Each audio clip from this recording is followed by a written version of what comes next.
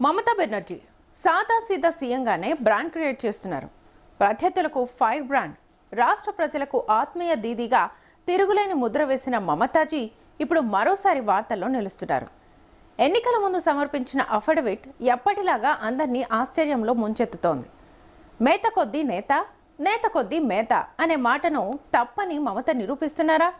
సొంత ఇల్లు కూడా లేని సీఎంగా సంచలనం సృష్టిస్తున్నారా?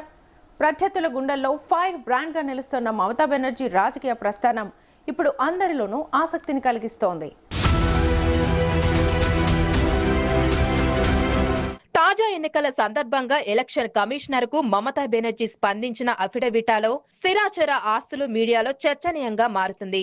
పశ్చిమ బెంగాల్లోని 3 సార్లు ముఖ్యమంత్రిగా హ్యాట్రిక్ పవర్ సాధించిన సంచలన నాయకురాలు మమతా బెనర్జీ ఎన్నికల కోసం తాజాగా స్పందించిన అఫిడవిటా ప్రకారం ఆమెకు కనీస సొంత కారు లేదు, ఉండేందుకు ఒక ఇల్లు గాని, ఒక గజ వ్యవసాయ భూమి గాని ఆమె పేరు మీద లేదు.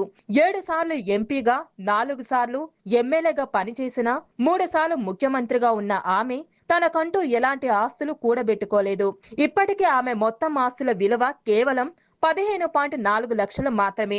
అసోసియేషన్ ఫర్ డెమోక్రటిక్ రిపోర్టుల నివేదిక ప్రకారం దేశంలో 31 మంది ముఖ్యమంత్రుల్లో అత్యంత తక్కువ ఆస్తులున్న వ్యక్తిగా ఆమె అగ్రస్థానంలో ఉన్నారు. ఇదే ఇప్పుడు రాజకీయ సంచలన వార్తగా నిలుస్తుంది. చాలా మంది నెటిజన్లు మమతా బెనర్జీ రాజకీయ ప్రస్థానం తెలుసుకోవాలని గూగుల్ సెర్చ్ చేస్తున్నారు.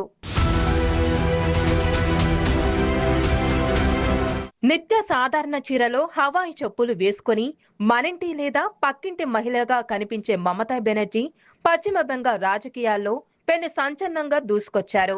రాజకీయ నాయకులంటేనే హంగు ఆర్భాటాలకు కొదవలేనట్లు ఉంటారు. ప్రారంభంలో సైకిల్ పై తిరిగేవారు. తిరిగి చూసేలోపు బెంజ్ కార్లో విలాసంగా కనిపిస్తారు. చేతికి ఉంగరాలు, మెల్లో గొలుసులు, కొండవీటి చాతంట కాన్వాయిలు, నిత్యం జేకొట్టే అనుచర గణాలు. ఈ హడావిడే కదా మన నిత్యం చూస్తున్నది. కానీ వీటికి భిన్నంగా మమతా బెనర్జీ రాజకీయ నాయకుల జీవితాన్ని సరికొత్తగా నిర్వహించారు. చాలా సాధారణ జీవితాన్ని గడుపుతూ పార్టీ కార్యకర్తల్ని చక్కగా నడిపించడమే కాకుండా తన నాయకత్వాన్ని నమ్ముకున్న రాష్ట్ర ప్రజల గుండెల్లో ప్రియతమ దీదిగా చెదిరిపోని స్థానాన్ని సంపాదించుకున్నారు. స్థానికత, బెంగాల్ పౌరుషం తన తరతరాల ఆస్తిగా భావించే మమతా బెనర్జీ పొలిటికల్ లైఫ్ చాలా ఆసక్తికరం. మమతా బెనర్జీ కోల్కతాలోని ఓ మధ్యతరగతి కుటుంబంలో ఆమె పుట్టారు. కళాశాలలో చదివే రోజుల్లోనే రాజకీయాల్లో చురుగ్గా పాల్గొనేవారు. కాంగ్రెస్ యువజన విభాగంలో చేరాక తొలిసారిగా 1984 లోక్సభ ఎన్నికల్లో పశ్చిమ కోల్కతా నియోజకవర్గం నుంచి గెలిచారు. అయితే 1989లో ఓడిపోయారు. ఓటమి కూడా చాలా హుందాగా తీసుకున్న మమతాజీ తిరిగి 1991లో గెలిచారు. అప్పటి నుంచి 2009 వరకు ఆ స్థానాన్ని ఆమె నిలబెట్టుకునే వచ్చారు. 1997లో మమత ఆల్ ఇండియా తృణమూల్ కాంగ్రెస్ పార్టీని స్థాపించారు. 2 సార్లు రైల్వే మంత్రిగా పనిచేశారు. ఎన్డీఏ, యూపీఏ కూటమిలతో కలిసి పనిచేశారు. రాష్ట్ర ప్రయోజనాలే తన ప్రథమ ప్రాధాన్యమని మమతాజీ కేంద్రంతో సంబంధ బాంధవ్యాలు తుంచుకున్న రాష్ట్ర పరిస్థితుల ఆధారంగానే చేశారు. 2011లో ఆమె పశ్చిమ బెంగాల్లో ముఖ్యమంత్రి అయ్యారు. 2016లోనూ మరోసారి అంతకు ముందు కంటే భారీ మెజారిటీతో సీఎం పీటెక్కారు. పశ్చిమ బెంగాల్లోని తొలి మహిళా ముఖ్యమంత్రిగా మమతా బెనర్జీ చరిత్ర సృష్టించారు. కఠినమైన నిర్ణయాలు తీసుకునే ఉక్కు మహిళగా పేరొందిన మమతా బెనర్జీలో కనిపించిన మరో కోణం కూడా ఉంది. హిస్టరీ సబ్జెక్టుతో డిగ్రీ చేశారు. ఇస్లామిక్ చరిత్రలో మాస్టర్స్ చేశారు. ఇంటర్తో ఆగిపోకుండా విద్యా న్యాయ శాస్త్రంలో పట్టా పుచ్చుకున్నారు. పైకి పాషాంగిలాగా కనిపించిన మమతా బెనర్జీ మనసు చాలా సున్నితం. ఆమెలో గొప్ప భావకురాలు, కవి దాగున్నారు. మంచి చిత్రకారిణి కూడా ఉన్నారు.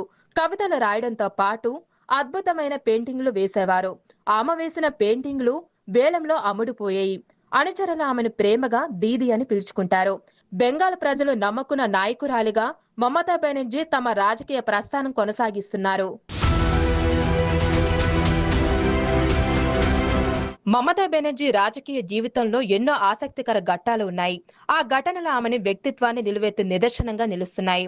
స్ట్రీట్ ఫైటర్ నుంచి సీఎం వరకు ఆమె రాజకీయ ఎదుగుదల కనిపిస్తుంది. యువ కాంగ్రెస్ నాయకురాలుగా ఉండగా ఆమె ప్రత్యక్షంగా పోలీసులతో, కమ్యూనిస్టు నాయకులతో ఘర్షణకు దిగారు. ఒకసారి నిరసనలో ఆమెను లారీ ఢీకొట్టడం వల్ల తలకు గాయమై ఆసుపత్రి చేరాల్సి వచ్చింది. ఈ ఘటనే ఆమెను ఫైటర్ లాగా మార్చేసింది. 2006లో టాటా మోటార్స్ కార్ల ప్రాజెక్టు వ్యతిరేకంగా మమతా బెనర్జీ పెద్ద ఎత్తున ఆందోళన చేశారు.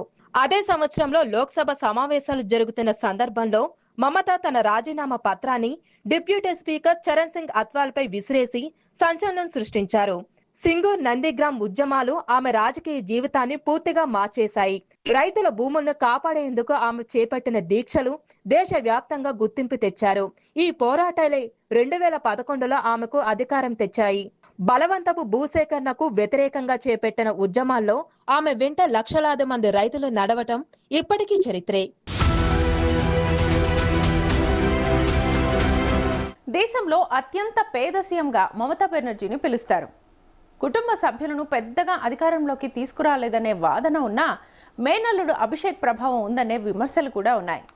ఈ సరళ జీవితం పొలిటికల్ బ్రాండ్గా బాగా వాడుకుంటున్నారన్న విమర్శలు లేకపోలేదు. కానీ మమతా బెనర్జీ జీవితం మాత్రం సో సింపుల్. ఇదే ఆమెను దీదీగా ప్రత్యేకంగా నిలబెడుతోంది.